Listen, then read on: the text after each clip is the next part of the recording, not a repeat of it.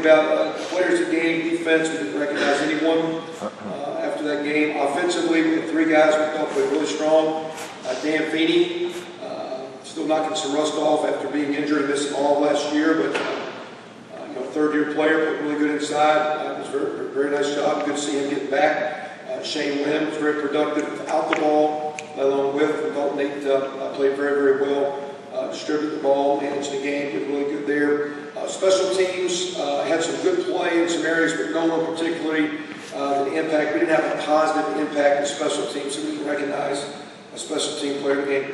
Behind the scenes, offensive scouts, Tim Gardner, a guy with redshirting, transferring in here from up in India, is doing great. As an offensive lineman, Danny Dunn, young man, second player on Carmel on the offensive side. And defensive scouts, good to see Jordan Heiderman, as a senior, did well for us, always has. He's a backup, he travels, but he plays on scout, looked a little bit as a senior. Did well, and a young freshman, welcome by the name of Kenny Arnold, linebacker at Detroit, so those guys did well. Other guys we thought with some solid performances in the game on offense. Again, the receivers were all solid. Nick Stoner was much better than week 1, and Jay Sean Harris was very consistent, very good with the ball as a young player, did really well, so we thought those guys played well. Defensively, even though we didn't have a player in the game, we thought Nick Mangieri played very hard at pick. Offensively, we didn't take advantage of that pick, but played well, some good pressure, played relentless. T. Gray Scales, a young linebacker, we thought played very well as a young guy, and Mark Murphy in the back end. So we thought we had 3 guys on defense, play like we needed to, and 5-on-0. In the kicking, particularly in kickoff cover, Kenny Mullen was outstanding, and T.J. Simmons. And T.J. managed a couple of pop kicks into the wind the other day, so those are guys we talked about. Back on that game real quick, in general, team accountability for all of us for loss and for play up there. Again, they're not sliding bowling green by any means. Our opponent played well. We thought they would. We expected them to, expected us to play well. Our effort was solid. I think physically we can still be a lot cleaner just from blocking and tackling and continue to grow there. But more importantly, just our mental, our mindset, our mental prep, our mental errors need to decrease as we move forward. Our sport is not a game of perfect. So we're not going to play a perfect game by any means, but we had too many errors. And you always see one at the end of the game, you see a mistake, but there's many games are going to be one-possession games, or have a chance to be if you play well. When you're playing most weeks, if you show up and play well, the other team shows up and plays well, a lot of times you're going to be in close games. So you're going to get down to some plays and ebb and flow, and you always remember the last-minute drive or the fourth-quarter play that gets you. There's a lot of plays across the board. So in our world, again, as coaches, we're accountable for that. The players were responsible to get it fixed as we move forward. We had 11 penalties. First week we had 4. We went from one of the fewest penalty teams in the country to high end in 1 week. A lot of those were 15-yard penalties with some pass interference. We had a couple unsportsmanlike late hits. So some things we need to clean up. Not a lot of pre-snap negative plays. And I will say, if you look at, pull up last year's stats and look at the most penalized teams, you'll see teams who are playing in BCS bowls. Aggressive teams are going to make some penalties. If you're going to challenge your coverage, you're going to get some PIs. We got to play the ball better. If you tell a lineman not to hold, he's not going to block after a ball. And if you tell a defensive lineman not to jump offside, he's not going to jump the ball. So you better be careful what you're asking for. So you're going to have some penalties. We do need to minimize that. 11 is way too many, and I think a little bit uncharacteristic of us. We'll need to clean it up on the road. We had 1 turnover as an offense. It was a critical in the scoring zone. We gave up no sacks. It's not bad on the road. Love to get that turnover out of there. We created 2. We only had 1 sack. That wasn't enough for 73 passes. Although a lot of their passes, like our passes, are the balls out of the hand. So you got to get your hands up, maybe deflect some balls, and maybe have pass disruptions more than sacks. But we got to be more aggressive in our rush attack for sure. Our 1 fumble took points off the board, and they actually scored after that one, so we lose points. They gained 7. In the 2 turnovers we created, we scored a touchdown, and then we gave it up on downs after Mangieri's pick. In the kicking game, we missed a field goal. Our kickoff coverage was really good. We had no returns in the punt game for either side with the win. Kickoff return, we had a critical error where we rolled 1 out, had a penalty, started driving the 3-yard line. With the 2 short punts we had in the win, with the kickoff return mistake and this field goal we have, that's 4 field goal opportunities. opportunities. They kicked 3 and we missed 1. Defensively, again, our opponent played well. We got worked. A little too passive. Need to be more aggressive as coaches and players. We said that before, during, and after the game, and we need to see it instead of talk about it. Like our guys, like the way we do some things, but we need to see it in games.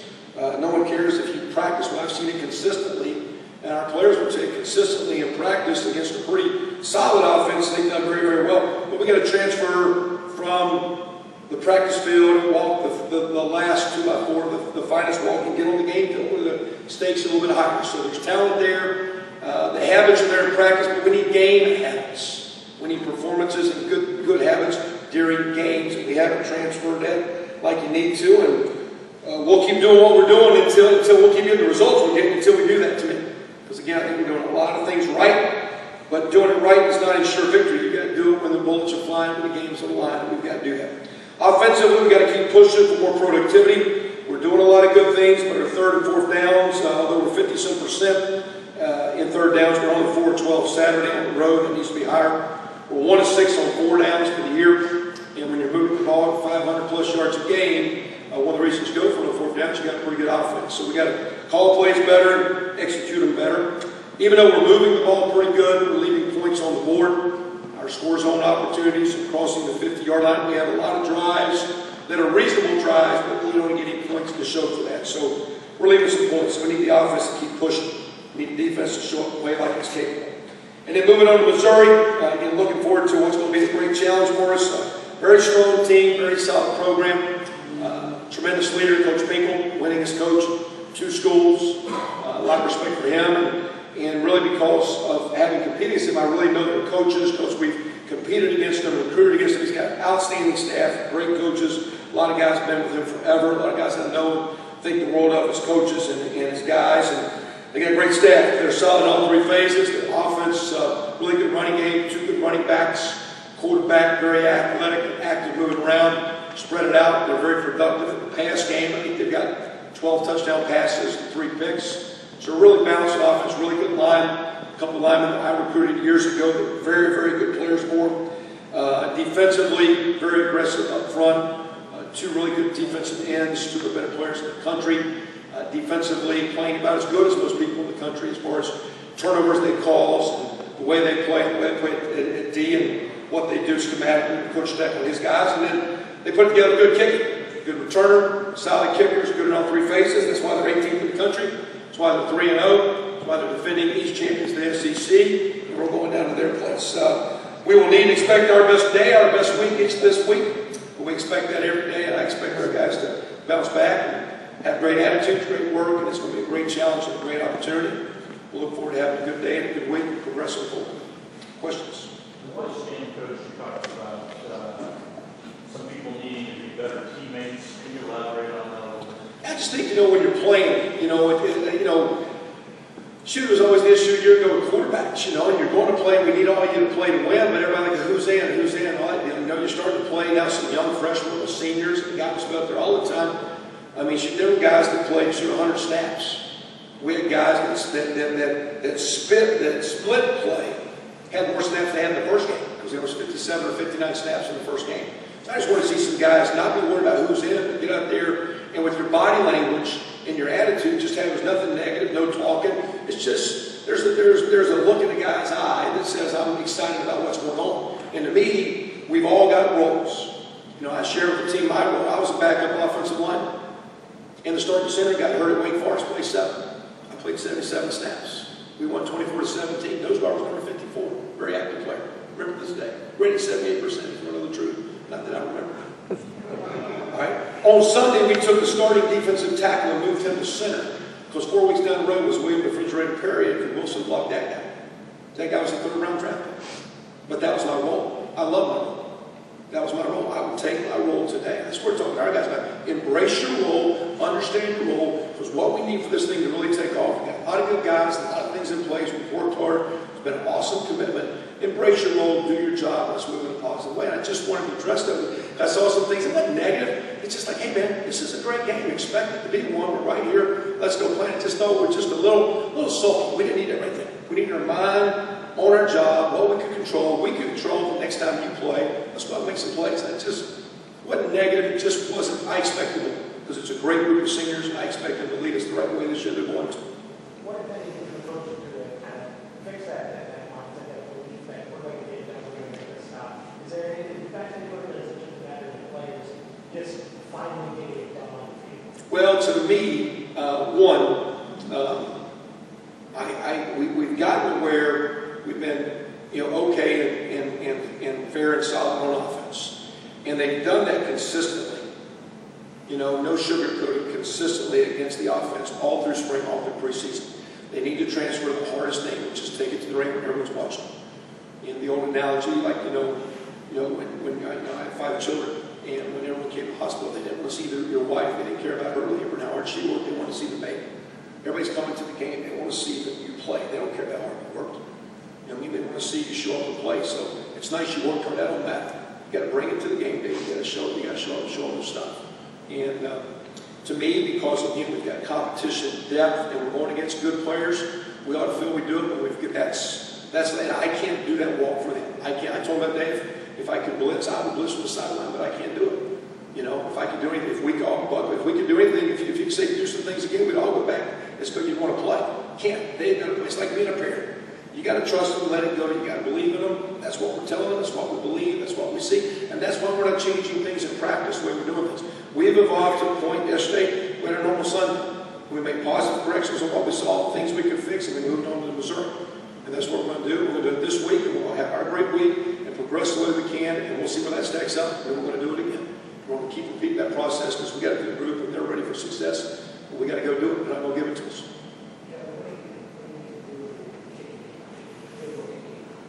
I'm sure you've obviously been looking to address that. Look at that. Well, I think, for example, I think, let me see, I knew you were going to ask me that. So I got it here. All right, so for example, in the punting game, we've had 5 punts. 3 of those have been sky opportunities. One down to the 5, one down to the 15, and one we didn't quite get the other day. The other 2 we kicked into the wind. And with that kicking average, our punter averaged 3 more yards kicked than Bowling Green's punter. So into the wind. I don't know if you noticed, but every time we kicked off that day, we had a guy put a hand on the ball. In our first 2 games, we gave our punter player of game for downing 2 punts inside the 21, inside the 5, 11 points. So we believe in our punter. It's rock solid. You can take those numbers and stew them for all you want. We can take those numbers. He hadn't had a lot of opportunities. He's been asked to call. He had a 43-yarder with the wind that were skying that landed on the 5, and we couldn't quite get to it. Or he had 3 down inside the 22 and down inside the 5. He had 1 poor drop into the wind. And when he dropped it nose down. He missed hit it to our punting. Kicking-wise, we've kicked 2 field goals. Now, before the game, every time, it's their job to let us know. We talked all week. We played at Bowling Green. I think that's my 6th time having been to that stadium. It's always a win time. So we talked all week. We actually had some good practice days. A little bit of breeze out here. Hey, this is the wind. It's going to come out of the north. It's coming out of the north. It's blowing its way. You're going to get a feel of what you can do, because that affects how we kick off. Remember, Bowling Green sky kicked every time to us when they kicked off, because the way the wind was blowing to the open side. So in the kicking game, our kicker told me before the game, inside a 40-yard field goal going that way. So we tried one from 21 that we missed. We didn't try one from 22 and 25. He stepped into 23. It was 4th and 1/3. So he kind of gave me his magic numbers. And the one he missed was a heck of a kick, just like the one he kicked the other day. He hit it solid. He pushed it right by a yard and foot. It wasn't a miss hit. It wasn't a shame. He just got a little out in front, left it hanging out to the right. He hit it solid. It was a solid hit, a solid kick. He told me when he kicked it. Now, his last 5 kickoffs were 3 of them into the wind. They averaged 12.4 yards a return. They started on the 18-yard line. The last 2 PATs he's got to make to give us a 3-point lead, or if he's that bad a kicker in a windy field position, we have a 2-point lead. We can lose the game with a field goal. So his last 7, 8 kicks were all critical. He kicked the last one, 2 minutes left in the game. He kicked it to the 1-yard line, 3 yards from the corner, pinned him in, and tackled him on the 12-yard line. So we've got a good kicker. He's 0 for 2 on field goals. I think we got a pretty good punter. We just got a couple sky kicks. Now we're not a great guy, but I believe in those guys. They're not bad. But they got to do their job better. They will. They're human. I just think young in his career, good young kicker. Got to keep kicking. There's a duck hook in here. We can all pull them. There's a 3-putt. Yep. man, he's really good. Do you have He'll be anybody fun. that works on? He better be fun. Do you have anybody that works on technique and punters and kickers? Oh, to some degree. I mean, we film it all in close-up stuff and watch themselves. But again, it's kicking. It's got to be internally, not allowed to have quote outside. We bring in a kicking guru coach and they do stuff on kicking much as anything that was mental. I mean, our kicker's got a guy he's worked with as our punter, and they've been very, very good. Again, they're going to miss some kicks. I mean, the thing you assume, and it's one of the things why we do what we do, you assume the guy's going to make every kick. Well, they don't. And when you got a pretty good offense, that's sometimes why you go for them, you know. And so that's just kind of the way it is. You know? I mean, they're human.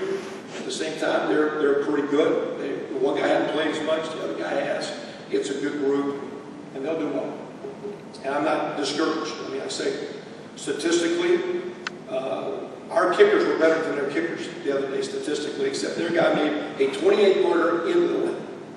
He made a 28-yarder into the win, and he kicked 3 with the win.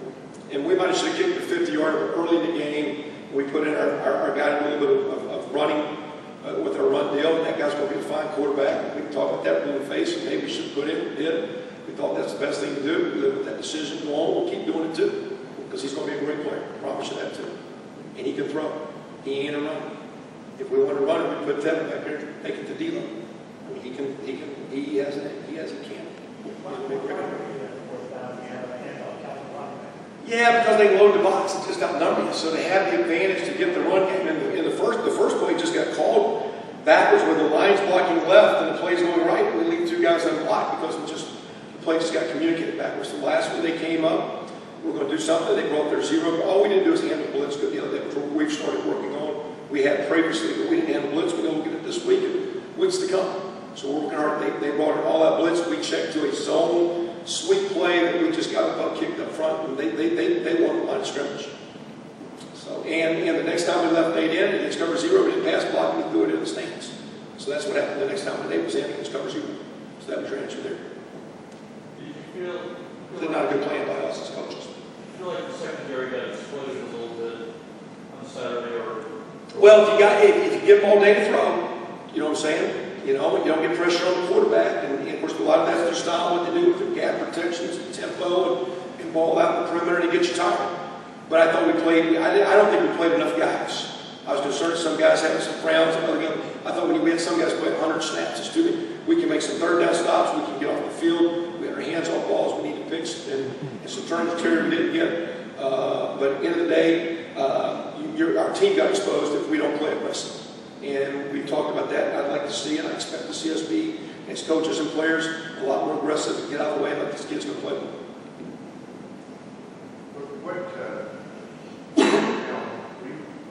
We may see something on film about the defense that wasn't immediately apparent, right after the game. They're deep. You're deep. No. I mean, more than anything, just again, we were too cautious, sit back. And again, if you can rush 3 guys and be aggressive, again, we got tired, we didn't get pressure, we got worked, and had opportunities, to make some stops and didn't. I think after Tevin's turnover, it's 3rd and 6, and we get a chance to make a tackle, make it 4th and 8, and we miss. And the quarterback falls forward on a quarterback draw or scramble run, whatever it was, and they move the chains on down. So we had opportunities, but again, it's still with where we are. Okay, making a change in where we are with some veterans, but really a lot of sophomores and redshirt freshmen.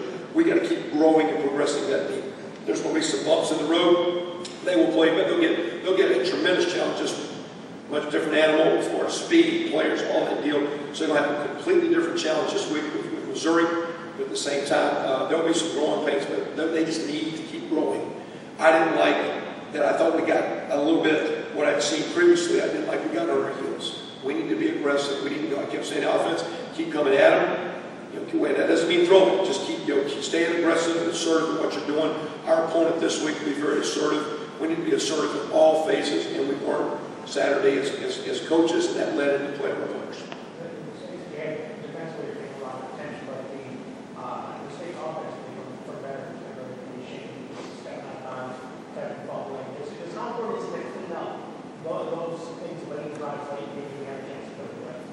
But again, early games, they all, because you're going to be in one possession game, so you see one at the end. again, Shane's tightrope. I thought his error in the kick game was made more critical. He was just running fast and trying, and as he went away, it was a tightrope he lost. Tevin was running his tail off, but he hit the ball out twice, and that's why, as well as he played, those are plays that punch him. And love him, but he's got to take care of the ball. And so, our game is not perfect. We got to minimize mistakes. They're always going to be there. We got to minimize them. We have way too many cents. Looks like the rest of the summer had a lot of talk about defense coming out for the rest of the season. Why wasn't the second game that guys were? Well, again, you can visit the coach nor his guys, but in general, when you don't get the stops and you get tired, because you can get a stop. You can get them on schedule. With their tempo stuff, I think just getting lined up. We practiced a lot against it. We said we were good, but I think as we got going, we just got a little too sit and duck to me. And to me, as coaches, that's concerning. And because I think you have to you don't coach so much your guys are confused, but you also have to coach enough that they know what they can do and be aggressive. You got to give them a couple different looks, but you got to have them on their toes to awful guys. And we got a little bit of fluid on it. What's the injury update for Sar? Close, doing some stuff, so we'll see. He's I thought practiced a little last week. It's just how much they let him go. It's just he's got a stress fracture in the bottom of his the big toe area of his foot. So he's close. He was practicing great 2 days, and he started showing up, and he thought it could be a potential break, so they're shutting him down and trying to quiet him down. But everybody who came out of the game, health-wise, very, very good. And I'll say something too. Again, even though we got some things, the best play, if you get a chance to look at it, you need to watch Bobby Richardson play the PAT field goal whenever they scored. Because if we'd have played like that the whole game, I don't think we'd have played 113 snaps. So that's why, I know we got a great group of guys who's going to quit in them. We got to pull it out. That's our job as leaders. It's not telling them what to do, it's putting them in the right places and getting them to do it. And we'll get a great challenge this week. We expect them to play a lot better. You said you wanted some guys to see more pressure on defense. And the head coach, is that from a scheme standpoint? You contemplate all phases, players as well. I think again, we get here in practice, and if you play, or Buck knows what I'm talking about, it's practice, you be just practice, like Mr. Iverson says one day. But in games, the odds are weird, so all of a sudden the worry gets in the way. Instead of just saying it's the same walk, it's the same 2x4, trust it, let's walk it, let's roll. It's the hardest walk to walk, and to me, we're at that cusp of that's the one thing that needs to happen. We need to trust everything we've done. We're well prepared. We've worked hard. We've got good players. Let's do what we're doing. Let's go play. Like I said, we'll make some corrections here in all phases. We'll keep moving in. We're never going to have it figured out. We never do. We're always evolving. We're always going. Every week's different. Every team's different. Every year's different. Every year's a bottom. And we've got to keep evolving this team because this team has a chance to be a really strong team.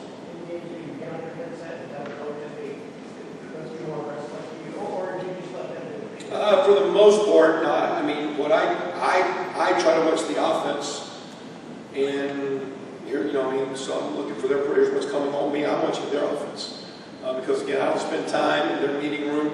We have 5 coaches over there. I'm one of the 5, so we'll meet collectively. Here's our practice. Here's our thoughts. They manage that. We work together all in kicking. We're all involved in kicking. Our kicking is a total group deal.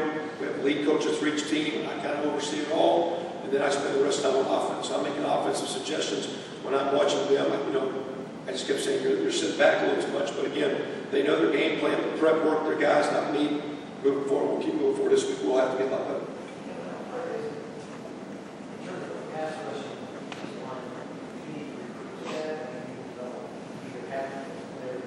Both.